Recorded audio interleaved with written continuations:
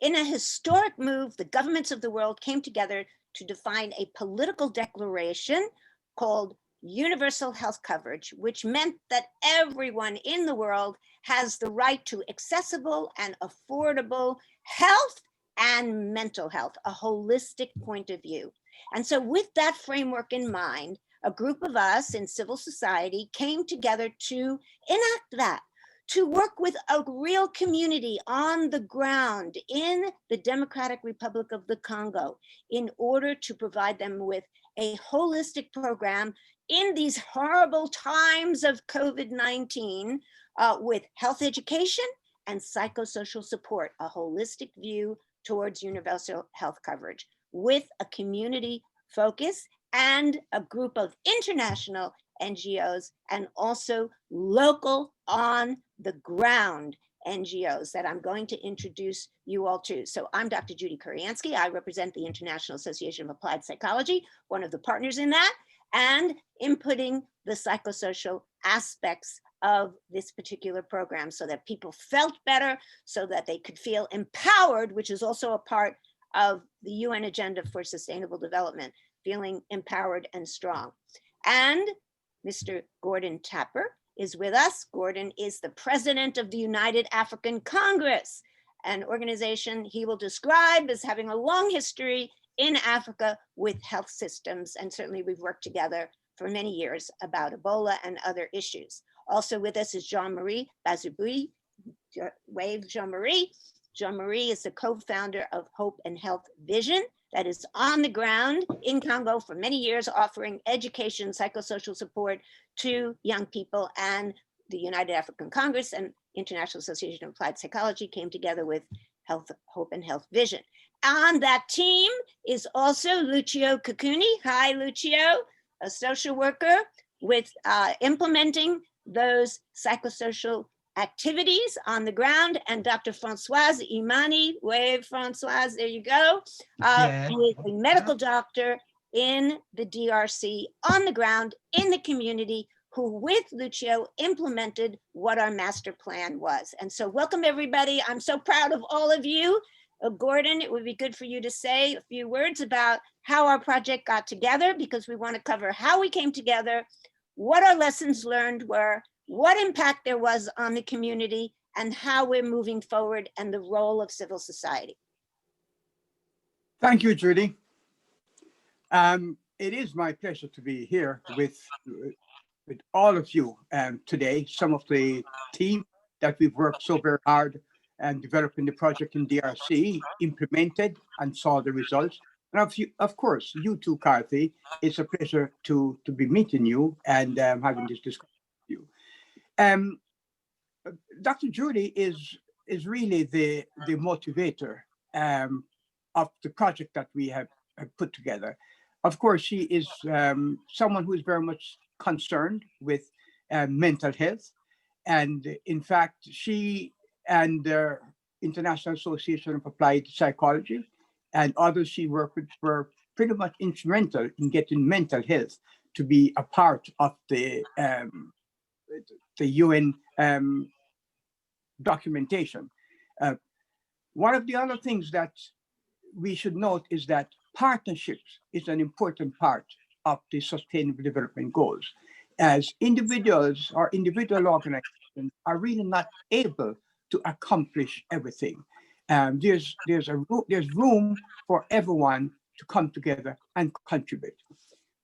Well, United African Congress has been very active in regard to health services in Africa and in the United States. We were amongst the first group of people to raise the alarm about the Ebola epidemic that struck West Africa in 2014, 2015. We held an event in the General Assembly Hall with Ban Ki-moon, Secretary General Ban Ki-moon speaking, the Ambassador of the United States to the UN, and Samantha Power was one of our speakers, and we raised awareness as to the international nature of this disease. So we came to this with this background.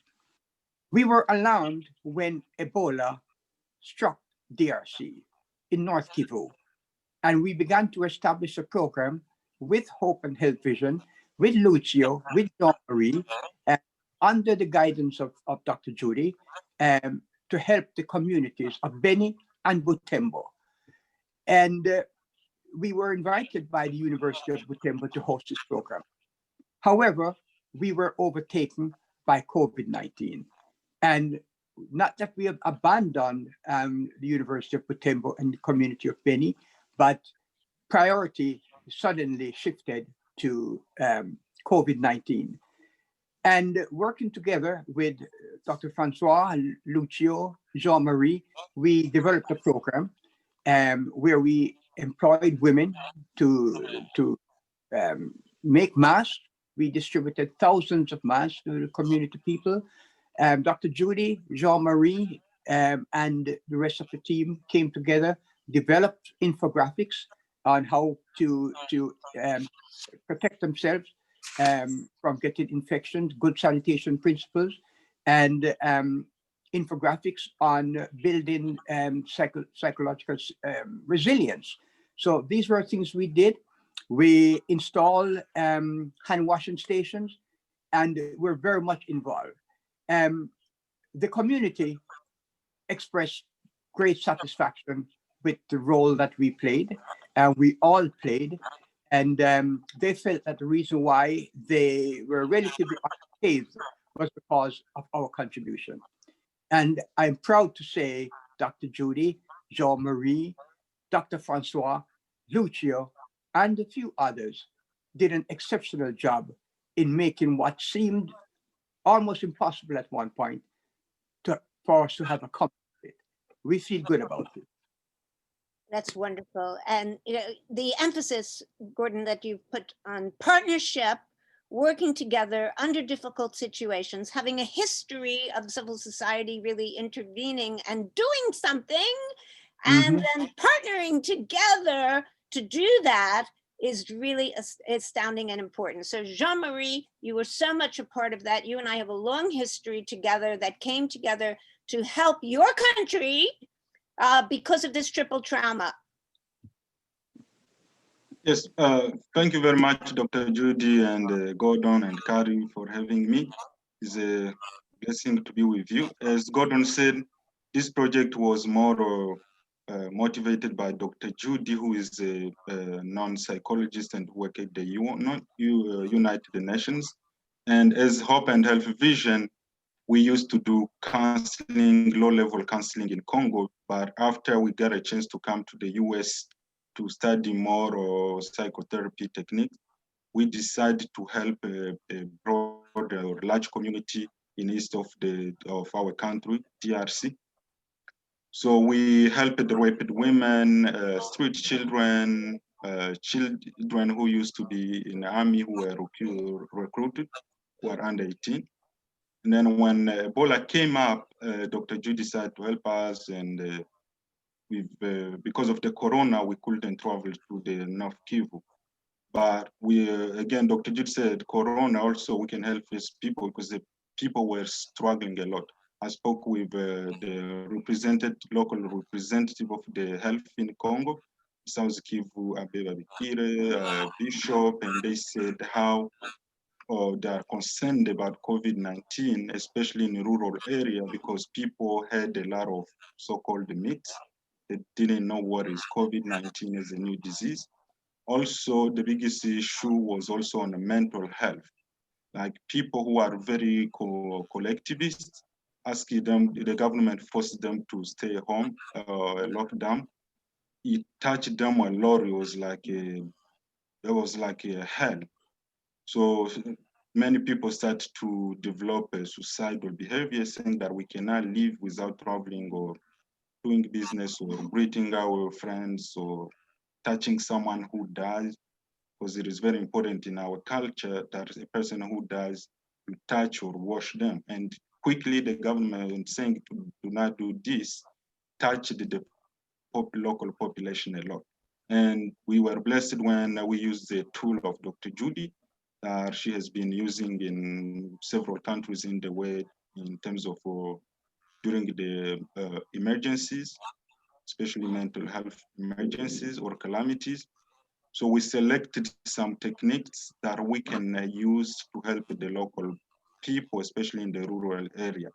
And the other issue we found that many people in the rural area didn't go to school, or they don't know how to read or add. So we came up with the idea of using the infographics. Infographics was like using two languages at the same time, the images, and you explain those images to the local population, how to use it, how to develop the self-esteem, to believe in yourself, how to ask for help. COVID-19 is real, isolation is bad. So we used all those tools with the help of Dr. Judy and Lucio. We did a big workshop. We received many people, and during that time we distributed 4,500 masks. We used also the food, because as Kari said, we asked the local community leaders, how can we help you so you can feel we're doing something? The local community leaders themselves decide, because we wanted them to be part of the solution. They decide that we will need some help about food. We have also some impact with financial impact. They suggested to have clean water and soap to wash their hands. And they suggested to get a knowledge about COVID-19 and how to prevent it. So they were really the main key deciders in the issues. So they were part of the solutions. So, and that's why we, from their perspective, we decided to use the techniques, the mental health techniques from Dr. Judy's tool to help them. And thanks to God, they were very satisfied. The number of depressed decreased. We're still working on the data analysis, but verbally, we talked to people on ground, verbally, they all expressed how they were satisfied, how they feel helped, how their emotions changed to feel that they belong. They distributed all the infographics almost everywhere. We saw them on buses and communities, markets, and people were happy to share it with their family members. Yes. That's so really again, amazing. I'm showing the infographics right here because you can see that these were originally made. We designed them together and culturally appropriate. So all of it was in the local language. As you could see here, there were two sheets. One was about health education here, about mask wearing and hand washing. And this was all the techniques that Jean-Marie was referring to from my toolbox that had to do with them feeling better about themselves, helping the elderly, helping children, feeling empowered, many of these issues that are very relevant in universal health coverage and also in the UN Agenda 2030 for Sustainable Development that Gordon described before. And so Lucio will be helpful before Dr. Francois talks about the health issues, for you to talk about how people responded since you enacted and led the psychosocial techniques. And you were telling me that people love the hugging themselves and loving themselves, and they like the resilience activity where you drop the ball and you see that the ball bounces back because the people were resilient and they had fun doing the activities while also remembering them and learning them, as Jean-Marie was talking about. Yes, thank you so much, Dr. Judy, again for this wonderful opportunity to share Put your mic closer so we could hear you. Yeah. to share the reality, what was of the project in the ground. And as you said in the beginning, the trauma in the DRC, when the population is suffering with Ebola and the war and the COVID-19.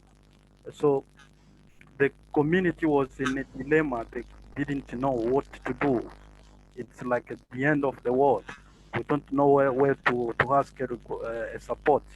So, and the project come up in the local community, and everybody was there and was trying to ask a lot of questions to understand what we can to do in the local community. And once we start with our workshop in the community to teach them the resilience exercise, which we had used with infographic to love themselves, to love others, and to love the community. That was really, really wonderful. And everybody you can see was stressed with a lot of anxiety, with a lot of depression in the community. And everybody was feeling smiling, was feeling happy.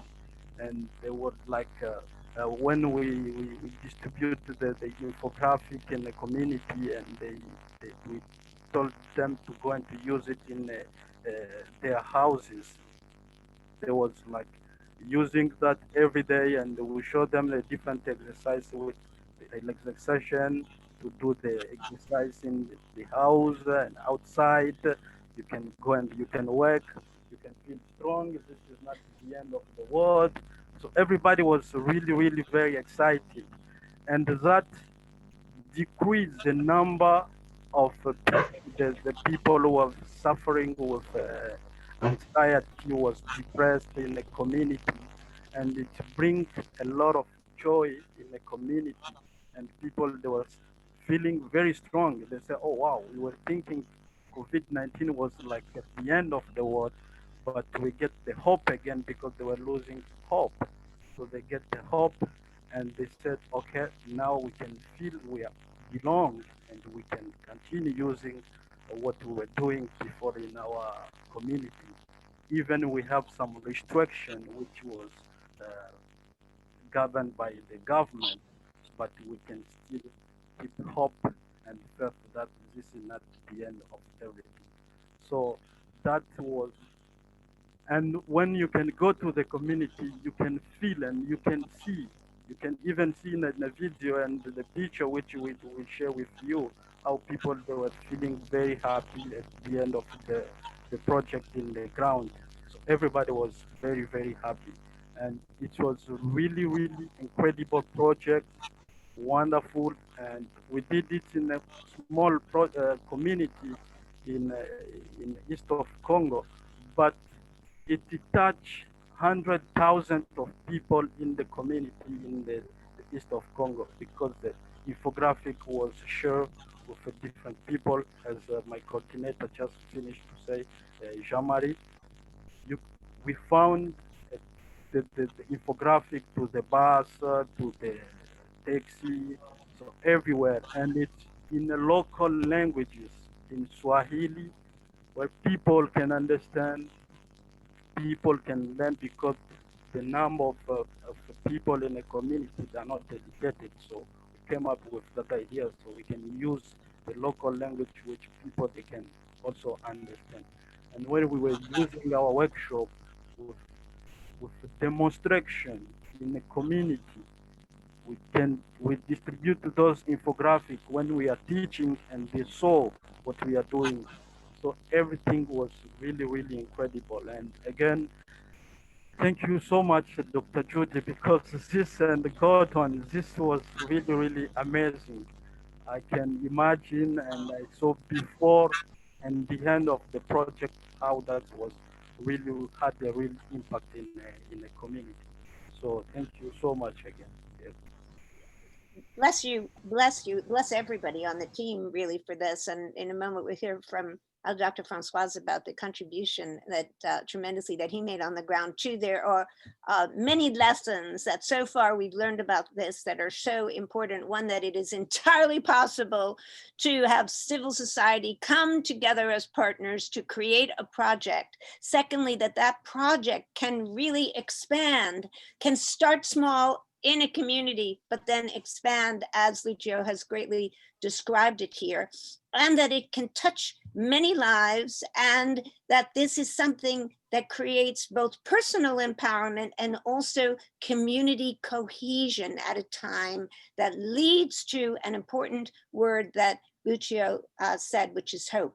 And so, Dr. Francois, we are so grateful to you for really implementing the medical and health education part of this this project and program that we implemented in the community.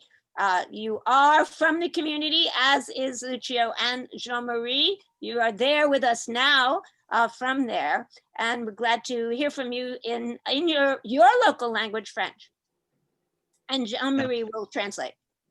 Yeah, thank you very much for this opportunity you give me. We say thanks to Carty, who we met yes today. So I'm gonna express myself, yes, of course, in French. Okay, thank you very much. Alors voilà, donc nous disons encore une fois grandement merci pour ce projet. Notre rôle en tant que médecin, nous avons travaillé dans une équipe formidable constituée par tous ceux qui ont été cités, n'est-ce pas? Et comme nous sommes en train de travailler. Et donc, nous avons travaillé dans une équipe et mon rôle en tant que médecin était de donner, n'est-ce pas, des conseils d'ordre médical sur le COVID-19.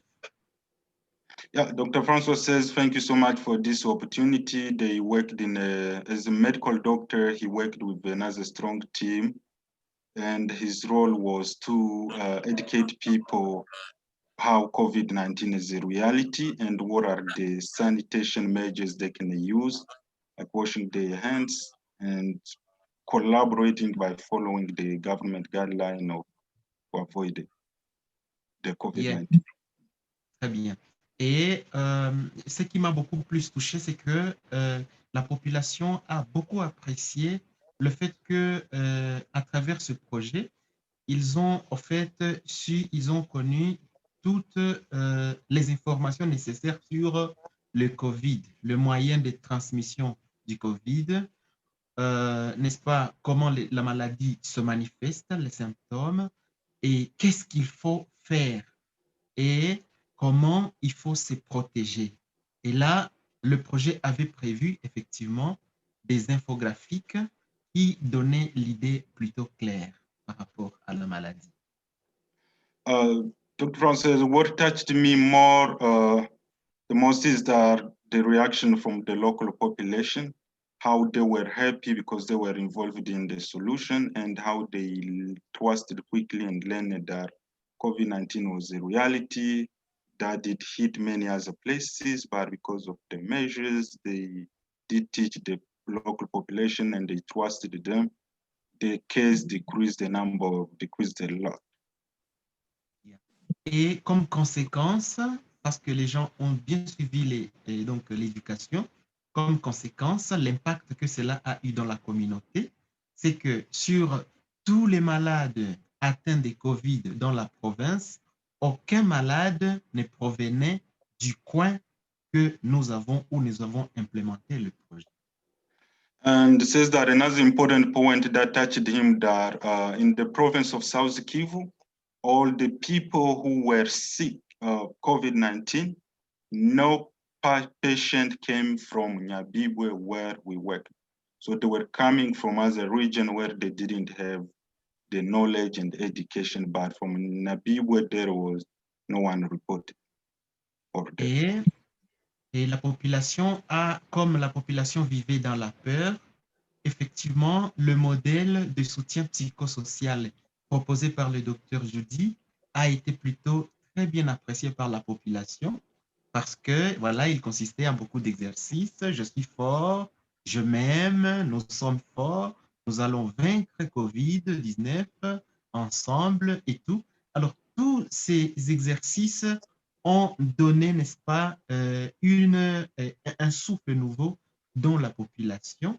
Et effectivement, ils se sont sentis comme libérés de la peur dans laquelle ils vivaient. Also, it says that on a psychological side, what he noticed is that the population were living in fear, but after practicing those exercise and sharing them with other people, the exercise consisted of a lot of techniques. Some of them were, I love myself, I'm a good person, I'm strong, I can ask help when I need help, I can help those who are elders and so on. It says that the reaction of the local population changed quickly from fear to hope and joy, and more because also they participated in the activities, they lived it themselves.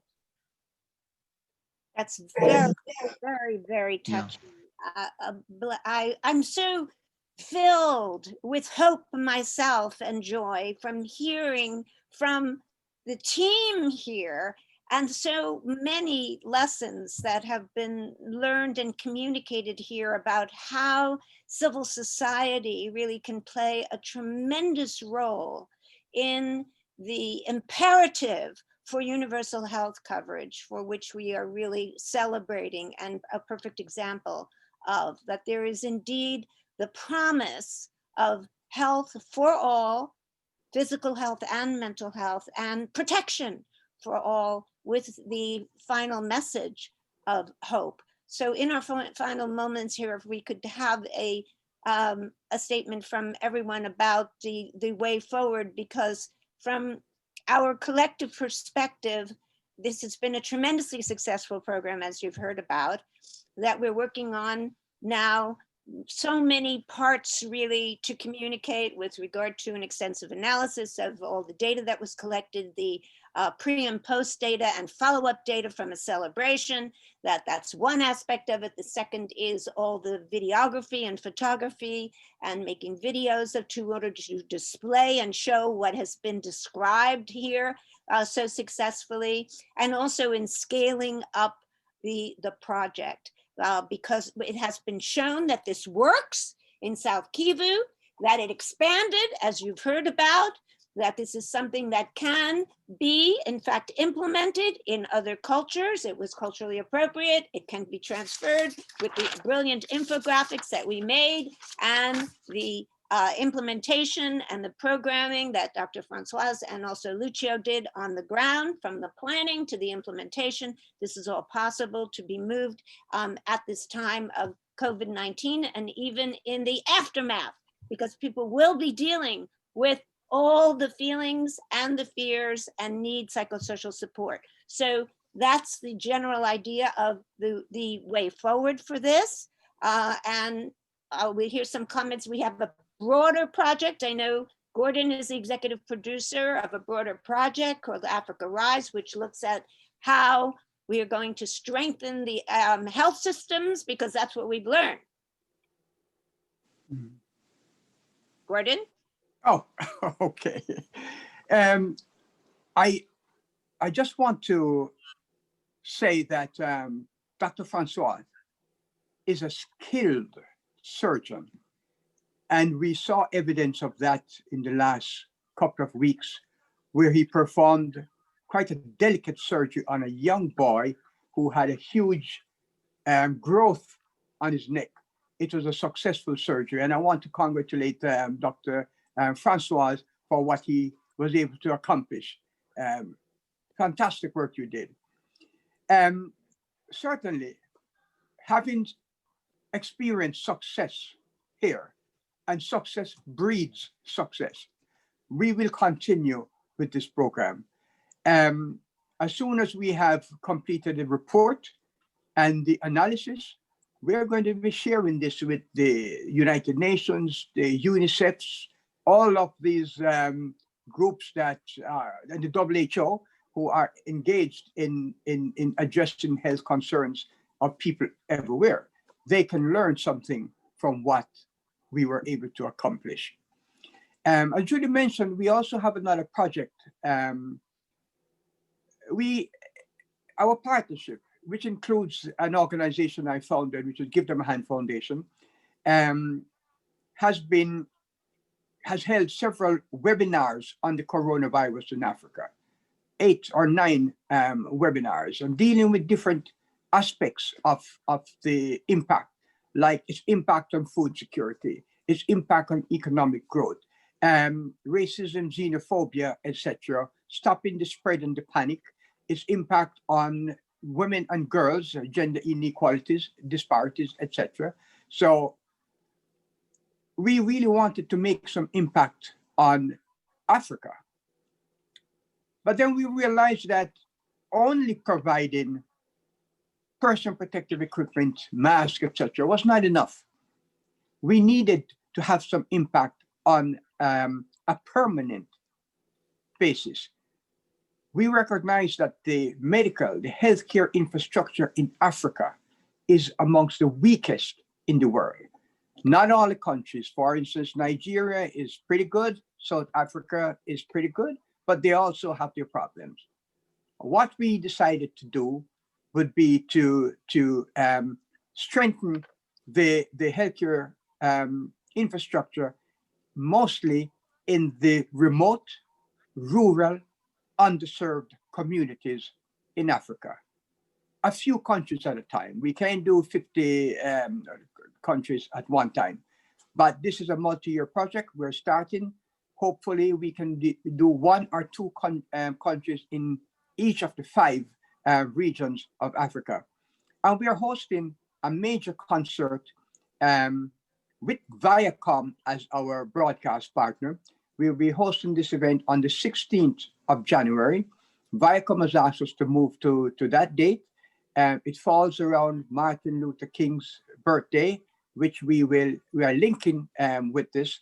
And we have some of the major performers in Africa and the Caribbean and in the diaspora who have signed up. Master KG and Jerusalem is one of the artists who will be performing. And we also have a Jerusalem challenge. So, Carthy, if you are good with the dance steps, and Lucio or Jean-Marie, Dr. Francois, Judy, you enter the Jerusalem challenge. Maybe you will win. So that is what we are about. We will continue working to improve healthcare services in Africa and everywhere that we can have impact. I think the major point there is that the project that we're describing here in the DRC is a perfect example of what can really happen that Gordon is really talking about. That the success that the team here has accomplished tremendously and will continue to accomplish in a sustainable way is an example of how this really burgeons into a larger project and starts from a kernel in a community and then takes on to other communities, which I think is extremely important for universal health coverage, which must be sustainable. And that the major message there is to reach those furthest behind. So by creating ways to enhance the district health services and the technology even that reaches those persons, and be able to implement things on the ground and to build vans to reach the people with the health services is extremely important, and something that we need to really focus on for reaching all and health for all and protecting everyone. So Lucio, your thoughts? We'll just go round table about wrapping up here. Your thoughts? Add something. Our plan is to use mobile clinics that can reach out into a wide range of communities. A mobile clinic would be attached to an urban hospital. On Monday, it would go to this community. On Tuesday, into that community. On Wednesday, to that community, and serve. People would know that, oh, on Monday, I'm having a problem. I will go to the clinic. Or they're prepared. They know when they will see a doctor. We're taking the doctor and the health service to the people, rather than these people walking 2.5 hours or taking a bus ride for 2.5 hours to a hospital. Sorry for taking so much time. Where civil society takes action on the policy that has been written in universal health coverage. That's really what we all stand for here. Final thoughts, Lucio. Yeah, thank you so much. Put your microphone up high. Thank you so much again. I want just to say that trauma in the DRC and the psychosocial support, it's an emergency. It's an emergency assistance which the community needs in the DRC. So we will be very, very, very happy again to continue with this project, and we will be very happy happy to see Dr. Judy in the ground in the DRC, working together with the people in a local community to increase and to decrease the trauma which is in the DRC. Thank you so much. Excellent. Final thoughts, Jean-Marie. Yes, my last thought is that I was thankful and for the success of this project because we include the local community leaders in the problem solving by asking women or by women when they suggested that they can make masks themselves. We hire them, we give them some money which contributed to the financial or economic side, and also the social society leaders who came and who were able to talk to people, and people trust them quickly because they were their leaders. And another last one is to Dr. Judy that we would like really this program to be expanded as you are already planning to other people, especially I spoke with Dr. Francois was here, how the medical side, all medical leaders did ask also if they can get more training on those stuff, on those techniques, sorry. Yes. Excellent. And Dr. Francois, your final thoughts. Yeah. Et donc, voilà, nous disons grandement merci beaucoup pour ce projet. It was very, very wonderful. La population a aimé. La communauté est reconnaissante. Nous n'avons pas atteint toute la communauté, malheureusement. Et si nous organisons effectivement ces genres de cliniques mobiles, ce serait hyper magnifique. Merci personnellement parce que grâce à donc à vos exercices, je sais déjà moi aussi comme médecin comment faire un soutien psychosocial. Merci beaucoup, Dr. Judy. Merci à Gordon. It's my blessings and my thank you to all of you. I love you all dearly so much as a partnership that we are really showing how effective our civil society can be in putting policy into action for universal health coverage to reach those furthest behind and for really satisfaction and hope for all, because hope, as everyone has says here, is alive. Thank you all. Thank you very much.